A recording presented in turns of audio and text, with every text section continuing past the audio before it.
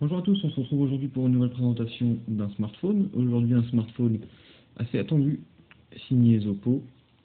On peut appeler ça le retour un petit peu du constructeur Zoppo qui avait été très très populaire pendant l'année 2013 sur les smartphones low cost et qui a perdu un petit peu de son succès sur 2014 avec peu de modèles qui n'ont pas forcément toujours convaincu.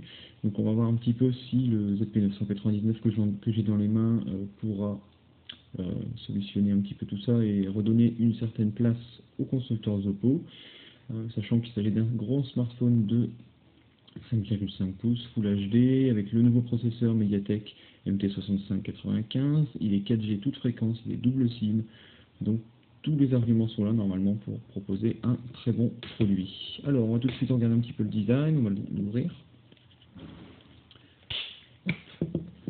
Alors premier constat au niveau de l'apparence, la finition. Ça n'a jamais été le fort de Zoppo, et là encore une fois, sur un smartphone haut de gamme, ça fait vraiment cheap. La coque arrière n'est pas très très robuste. Elle est encore sur un système comme ça de clips qui n'est pas vraiment d'actualité, qui fait pas très quali et qui ne montre vraiment pas qu'on est sur un smartphone à plus de 300 €.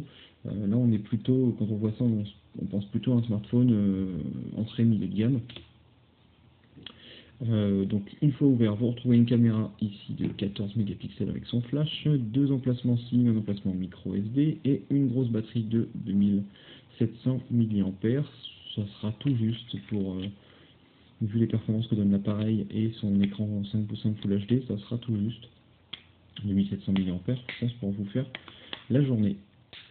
Alors, hop, on va refermer tout ça. Donc sur le côté gauche, le volume. Sur le côté droit, le bouton power et la caméra. Ici, power, ici, la caméra. Le jack sur le dessus, un micro. Et sur le dessous, un autre micro et le micro USB. Alors, on va l'allumer tout de suite. Je recule un petit peu la caméra, sinon vous n'allez pas voir assez bien.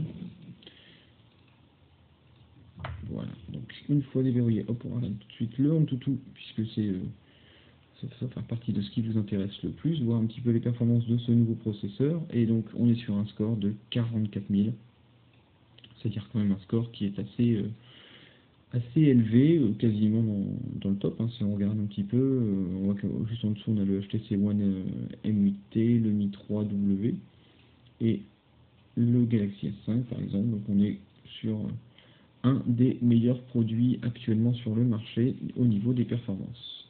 Alors, au niveau de ce qu'on retrouve à l'intérieur, donc on se retrouve avec un... Attendez, je vais remettre un petit peu la caméra pour que vous voyez mieux. Voilà, donc c'est bien un Zoppo, un ZP999 sur Android 4.4.2. Vous êtes sur un processeur, comme j'ai dit, MT6595. La puce graphique est une PowerVR, qui n'est pas la plus performante du moment. Le processeur, oui, mais la puce graphique, non.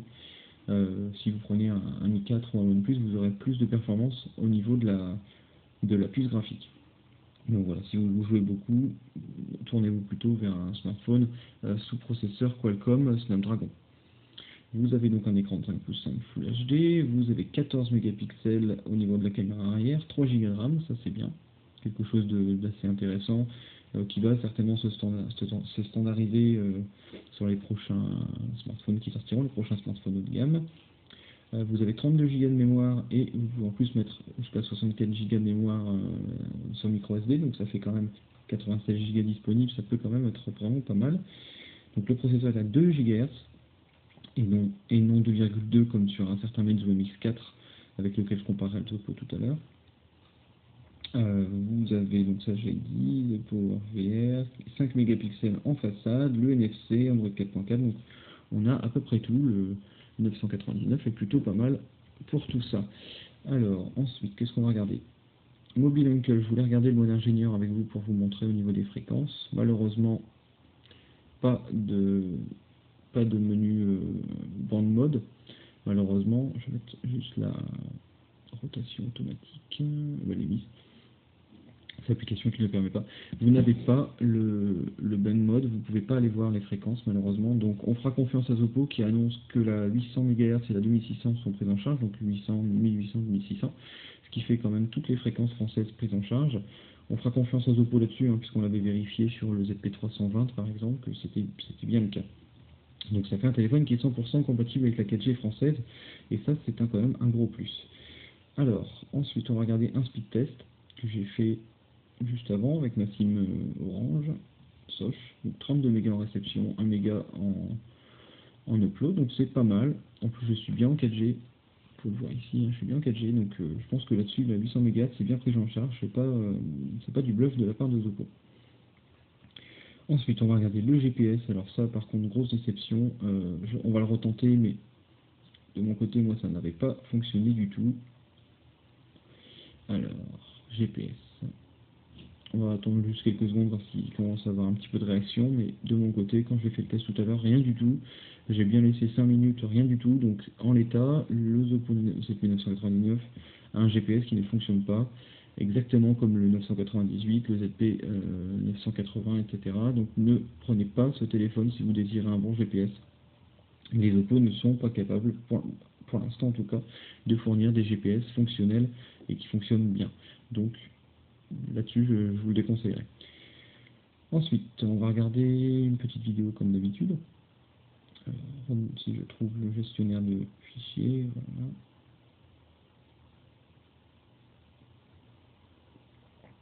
Alors, parce que l'écran, j'en ai pas encore parlé, mais l'écran est top. Franchement, c'était comme le 998 aussi à l'époque, hein. L'écran est top. Vous le savez un petit peu par vous-même.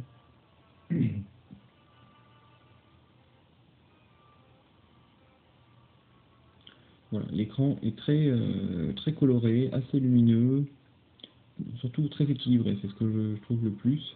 Ça ne tire pas du tout vers le sombre ou vers le clair. C'est un très bon écran. Là-dessus, Oppo fait comme d'habitude très bien le travail en fournissant un smartphone à l'écran de qualité.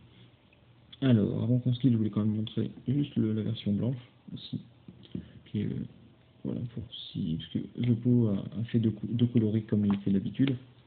Voilà, donc vous avez ces deux coloris là avec un arrière. L'arrière rappelle un petit peu l'arrière un petit peu cuir du 998. C'est un arrière strié, hein, peut-être que vous le verrez comme ça en zoomant. La coque arrière, bon, elle est plutôt jolie, ça va. Et donc vous avez cette version blanche. Je voulais aussi, avant de se quitter, le comparer avec un certain Meizu Mix 4. Par contre là, quand on a les deux en main, il n'y a pas photo du tout.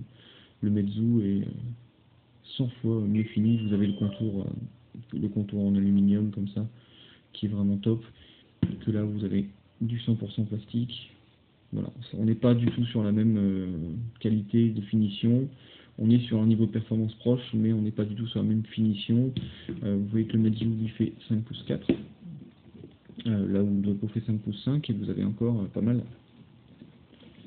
sur le comment je pourrais vous montrer ça. Voilà.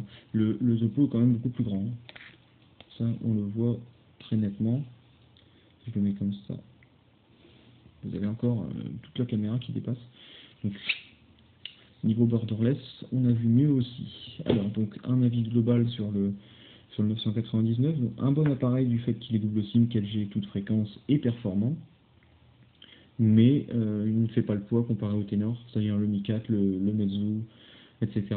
Oppo n'aura pas réussi son pari, donc de faire un smartphone vraiment haut de gamme, cherchant à concurrencer les meilleurs du marché.